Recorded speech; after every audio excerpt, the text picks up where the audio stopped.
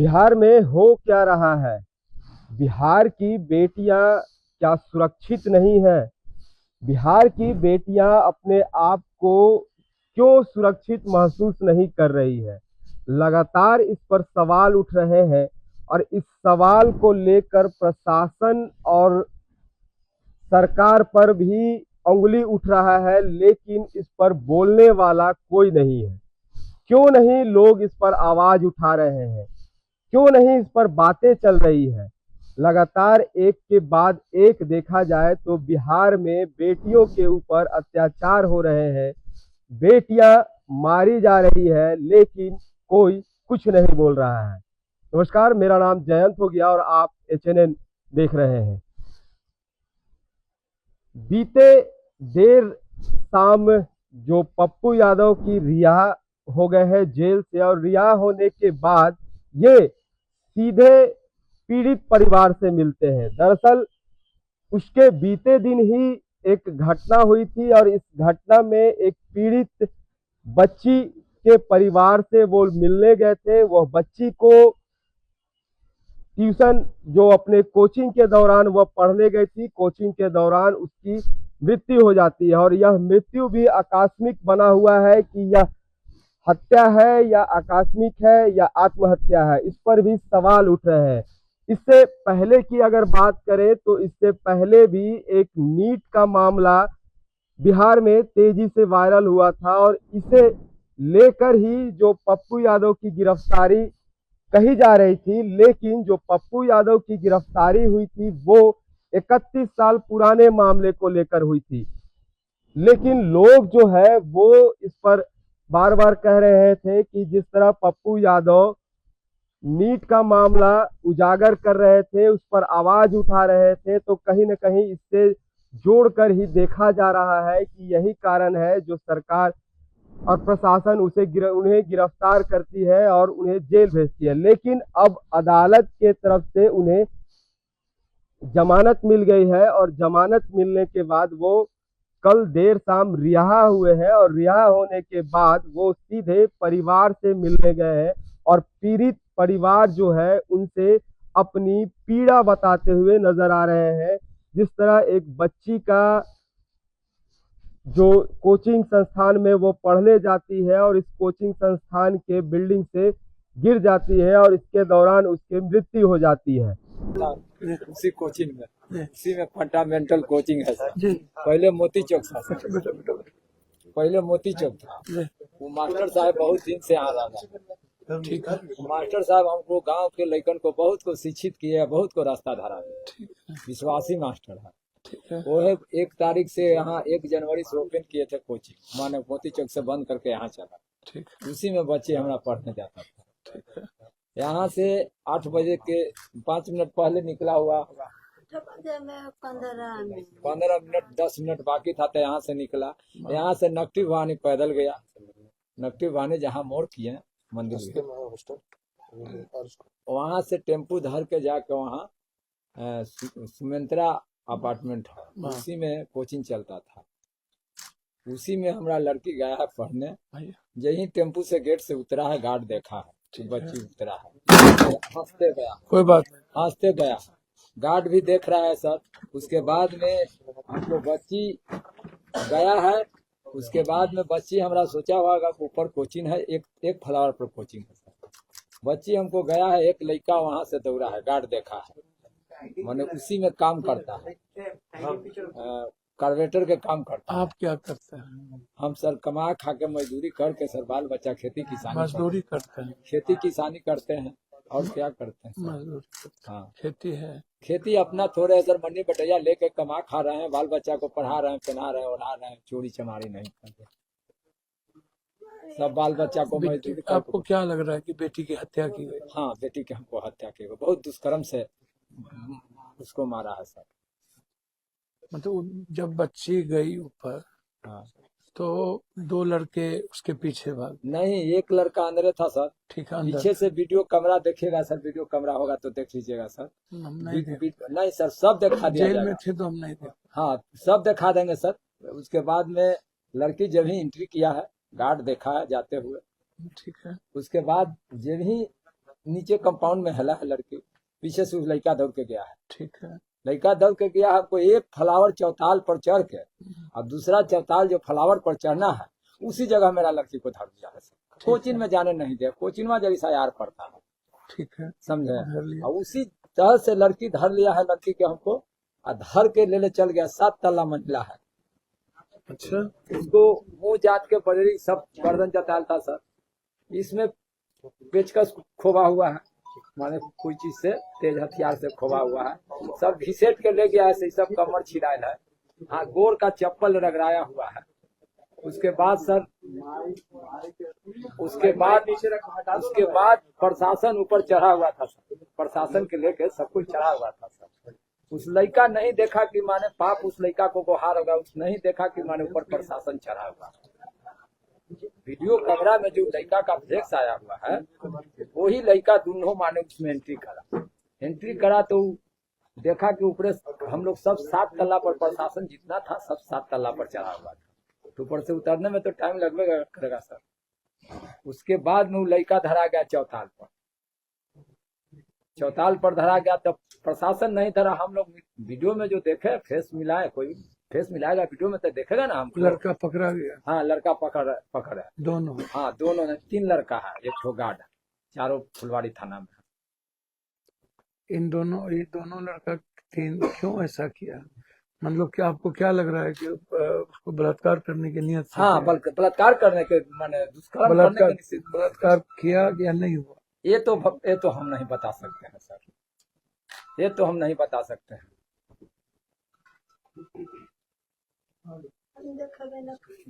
हाँ, लेकिन उसको बेरहमी से सर मारा गया।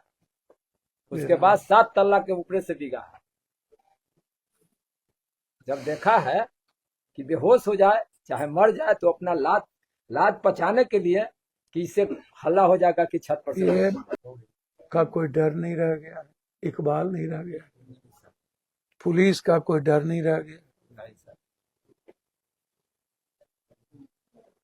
कोई भी बेटी सुरक्षित नहीं है। नहीं सर।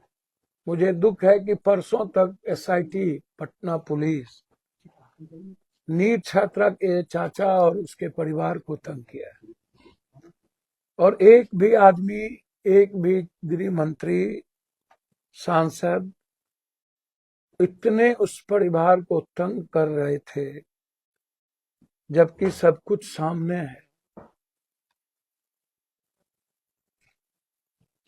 कोई बोलने वाला नहीं था। इतनी बड़ी घटना घटी कल, न तो कोई यहाँ के सांसद यहाँ आए, न एमएलए यहाँ आए, और न ही कोई जनप्रतिनिधि इस घर में देखने आए। क्या ये जिम्मेदारी सबकी नहीं थी? मैं आपसे जानना चाहता हूँ क्या होगा इस बिहार का? देख रहे हैं दरभंगा में बलात्कार करके मार दिए गए, पुलिस उल्टे लाठी चलाती है।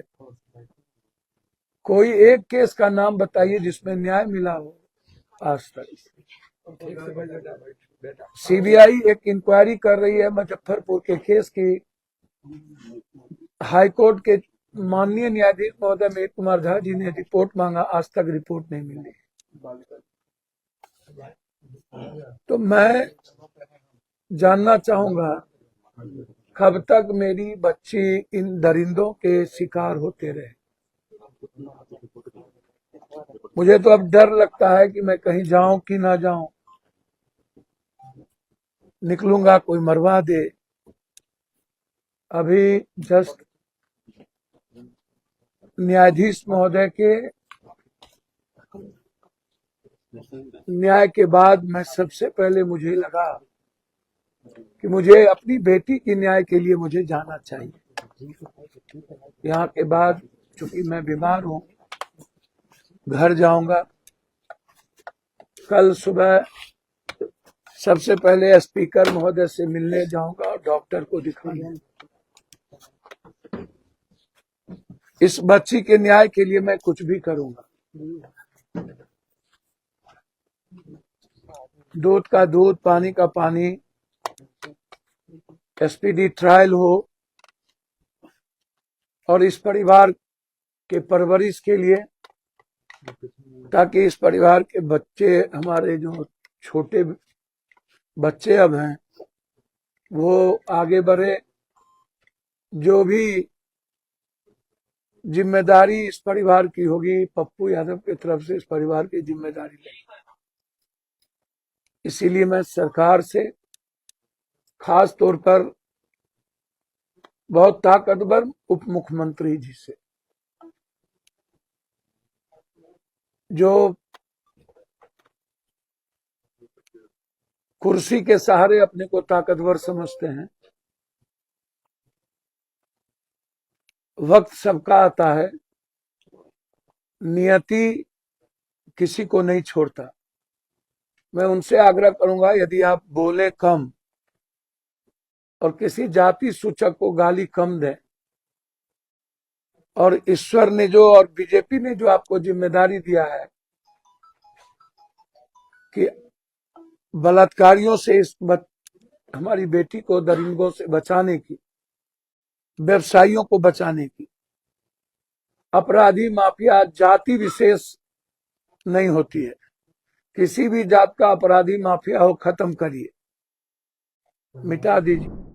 जेल से निकलने के बाद पप्पू यादव एक बार फिर से सरकार और प्रशासन पर आक्रामक नजर आ रहे हैं। वो लगातार जो है वो सरकार और प्रशासन पर हमला करते हुए नजर आ रहे हैं।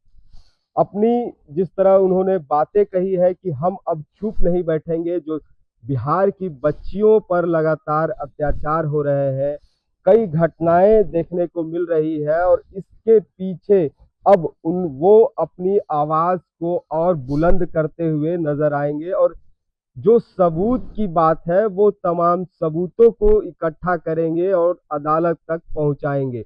जिस तरह वो परिवार से मिलने गए, परिवार की बातें सुनी है और अब वो दिल्ली के एयरपोर्ट गए हैं और वो दिल्ली जाने के दौरान जो पटना एयरपोर्ट पर उन्होंने कहा है कि हम चुप नहीं बैठने वाले हैं, तो इसे लेकर और क्या कुछ वो कहते हुए नजर आ रहे हैं, चलिए हम पहले पप्पू यादव की उन बयानों को सुन लेते हैं। बिहार में ना किसी पिता को चिंता, ना किसी भाई को चिंता, ना किसी समाज को चिंता। 100 बच्ची लगातार यहाँ से हर दिन गायब हो रही है। 53 बच्ची गायब हो रही है दिल्ली से। कहाँ जा रही है? हर दिन 6 साल की बच्ची दरभंगा में, 14 साल की बच्ची गया में, कल एक मासूम बच्ची को मार दिया दरिंदों ने। हम नहीं थे, कोई आवाज क्यों नहीं दिया, कोई क्यों नहीं बोला? हम आपसे ही पूछते हैं कि जब हम नहीं थे तो तब लोगों को बोलना चाहिए था। हमारी लड़ाई किसी के साथ व्यक्तिगत नहीं है, लेकिन पता नहीं बिहार की राजनीति इतनी गंदी है, तो किसी व्यक्ति विशेष के खिलाफ है नहीं, तो जो कंप्रोमाइज करके चलता है उसकी राजनीति जिंदा रह जाती है। तो मैं स्पीकर साहब से मिलने जा रहा हूँ, अपना इलाज भी कराने जा रहा हूँ, और ये मजबूरी है। क्या राजनीति सही लोगों के लिए करने का जगह बिहार रहा कि नहीं? और जनता जिस तरीके से आज किसी भी मुद्दों पर प्रखर नहीं होती है, ये डर तो है, ये एक सवाल तो है। और मेरे जैसे लोगों के लिए क्या, अब बेटी का सवाल होगा तो मैं 100 बार मरना पसंद करूंगा, लेकिन अन्य राजनीतियों में क्या मुझे राजनीति और सच्चाई बोलनी चाहिए कि नहीं, ये बड़ा सवाल। सम्राट चौधरी ने कहा कि माफिया गुंडागर्दी को मिट्टी में मिला देंगे। अच्छी बातें हैं, जाति को गाली देना बंद कर दे। और कल पत्रकार को मारा है, बच्ची का बलात्कार हुआ है, 6 साल की बच्ची का बलात्कार हुआ है। एक बच्ची थाने में गए थे तो बोला मजा लेने गया है, एंजॉय करके लौट गया। तो ये बरबोलापन की बोली मैं कुछ नहीं कहूंगा। सम्राट जी भाई, हम मौका दिया है, सम्राट जी काम करिए, जाति पर टिप्पणी करना बंद करिए। और जाति विशेष के अपराधी नहीं होते हैं। अपराधी का मतलब लगभग अपराधी होता है। लगातार मुखर होकर के आप आवाज उठा रहे थे नीट छात्रा कल भैया वो लड़ाई है अभी सर कल आपने मुझको नहीं पता कौन दिवस जहाँ बच्ची ही सुरक्षित नहीं है, जहाँ बेटी और गायब हो रही है, वहाँ कौन सा दिवस मनाना है? आप हमको बताइए। ठीक है सर जेल से आने के बाद आपने एक बड़ी चेतावनी दी है माफियाओं को और आगे आपने कहा है कि मैं इन सब मुद्दों को दिल्ली में भी मैंने तो कहा स्पीकर से मिलूंगा, लोकायुक्त से, कोर्ट में मैंने केस किया है। ये एसपी पूर्णिया में भी थे, इस पर प्रिविलेज लाए थे लॉरियंस के मुद्दों पर। ये भानु प्रताप सिंह, दीपक और 3 नेता मिले हुए हैं। मैंने यह भी कहा खेमका हत्याकांड में कौन नेता इन्वॉल्व है, कौन परिवार, वो भी उजागर करूंगा। रुपेश को किसने मरवाया ये भी उजागर कराऊंगा। और इनकाउंटर एक माँ के इकलौते बेटे का गलत इनकाउंटर किया, इसके लिए हाईकोर्ट जाओ। तो ये थे पप्पू यादव जिन्होंने सरकार पर सीधे तौर पर अब हमला बोला है और इस बात को लेकर वो सदन में भी अपनी आवाज उठाएंगे। जिस तरह सदन की कार्रवाई चल रही है इस दौरान वो सदन में भी पहुंचेंगे और सदन में भी अपनी जो आवाज है वो बुलंद करते हुए नजर आएंगे। जो बिहार की बेटियां हैं, इन बेटियों के ऊपर अत्याचार हो रहे हैं, इसके खिलाफ वो फिर से एक बार अपनी आवाज बुलंद करते हुए नजर आएंगे। तो ऐसे में सरकार अब क्या रुख अपनाती है यह देखने वाली बात होगी कि क्या सरकार इन दोषियों पर कुछ कार्रवाई करती है या दोषियों को कितना जल्द से जल्द पकड़ा जाता है। इस कार्रवाई पर सरकार की नजरिए पर क्या सोचते हैं हमें कमेंट जरूर कीजिएगा। मेरा नाम जयंत हो गया और आप HNN न्यूज देख रहे हैं। अगर आपको हमारा ये वीडियो अच्छा लगा तो इसे लाइक करें, शेयर करें और हाँ, सब्सक्राइब करना ना भूलें।